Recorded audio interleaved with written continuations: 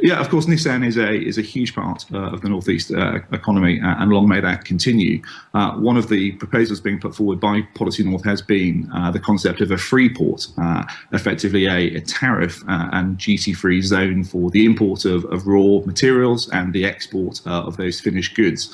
And we think that could potentially, over the next 5 years, double the northeast already positive balance of trade, the only region in the UK with a positive balance of trade, to £25 billion, and potentially create 2,000 jobs. And I think these are the sort of numbers and real progress that the business are looking for, potentially from a swift and certain Brexit.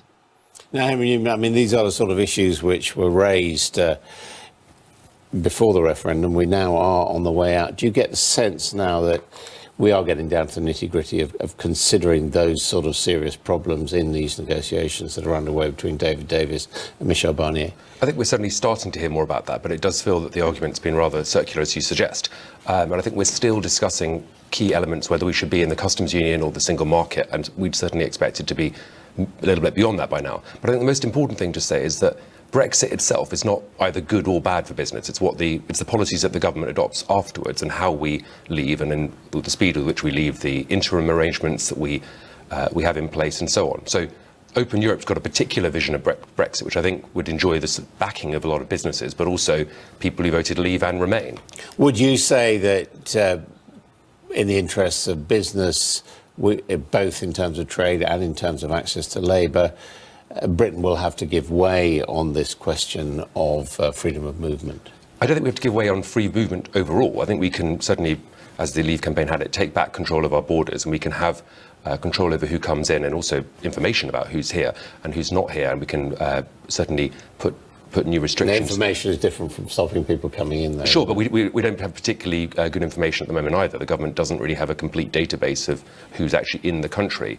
But I think we also need to listen to business, and certainly from our point of view, we wouldn't be wanting to see an immigration system that was overly restrictive, but it equally has to meet the mandate from the country for a system of which Parliament has control. What do you think, Mr. Purvis? I mean, does Britain need to start being more flexible on control of borders in order to protect business interests? Well, I agree with Henry that Brexit is potentially neutral. It's the policies that follow that are critical. I think what business needs to see is safety around that supply chain. And it's also, I think, important to remember that the EU is actually only 44% of our trade in total. 56% is with non-EU countries. And actually, I think business would rather see a more all-encompassing import of talent to the UK, not specifically just with EU citizens, but also with world talent. Increasingly, we're recruiting from North America, from the Far East, from South America. So it isn't just our near neighbours in Europe. Actually, business needs a broader and more comprehensive strategy for bringing in talent, as we're increasingly globalised, particularly in high-growth technology, pharmaceutical and biotech. Do you agree with that? I mean, this is the argument that perhaps we've been too focused on Europe and we ought to be looking more globally. I think that's completely fair. I think also another point which is important to make is that the public's idea of high-skilled migration might differ from the ideas of economists. And for the public, high-skilled migrants might include nurses and care workers and others for whom they're happy to see come to the country in large numbers to work in the NHS and in the care system, as well as seeing specialists in IT and in engineering and so on. So I think we can design a immigration system for post-Brexit Britain that maintains public consent but also keeps our economy open. Mr. Newman, Mr. Purvis, what has been the impact of EU migration on the north of England? I mean, people think back to the days of Auf Wiedersehen, Pet, when obviously the migration was in the other direction. Absolutely, I think your point there is very interesting. There's been little talk about the reciprocal nature of the issue. So whilst the Prime Minister has made an offer to give 3 million EU citizens in the UK permanent right to remain and effectively British citizenship in terms of rights, there's been very little in businesses' view talk about what may happen to UK citizens working abroad. We have both sides of this problem. So we have EU staff highly skilled in the UK, and we want certainty that they will have the right to remain so that we can make longer term long-term investment decisions. But we also have subsidiary businesses in Europe where there are UK citizens working there, and I think too little narrative has been dedicated to those rights.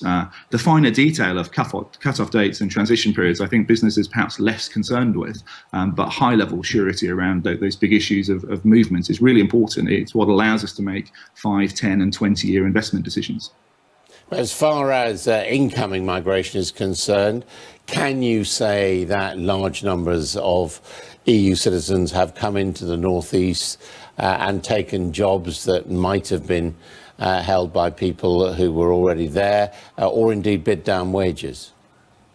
I don't think we have seen that. I certainly haven't seen numerical evidence to prove that. I think the challenge in the north is our productivity challenge. So as unemployment reduces, which is fantastic, it places further pressure on productivity. Where we have seen inflow of EU workers has actually been into lower skilled and lower paid jobs. So actually, I'm not sure it's having the wage pressure that you suggest.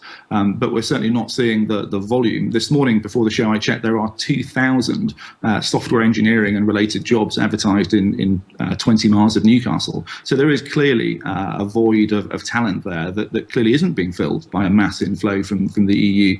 And there's work to be done there to broaden that recruitment net beyond the European Union. So with these increased freedoms, Mr. Newman, I mean, do you think there is a chance that, I don't know, if you take a 10-year horizon, we will actually be better off as a result of Brexit? Absolutely, I think that's very possible. I think, but I think so. We think we should leave the customs union, and that will enable us to sign new free trade deals. And I think free trade deals aren't a panacea in of themselves. We've heard quite a lot about them over the last few months, but it's a good thing for business confidence to have trade deals. And of course, the EU has recently signed a free trade deal with Canada, which could be a model for our trade deal. But it is true around the world that the bulk of your trade tends to be with places that are close to you. Absolutely, but we've done some modelling on this and found that billions of pounds of untraded potential are available to be met, and the UK could increase its exports very substantially. And some of this is with countries which are actually quite far away. Of course, as you say, countries tend to trade more with countries which are closer to them, but that's not necessarily entirely true. There's also other commonalities that are important: historical links, transport links, cultural links, rule of law, and so on. So I think we can.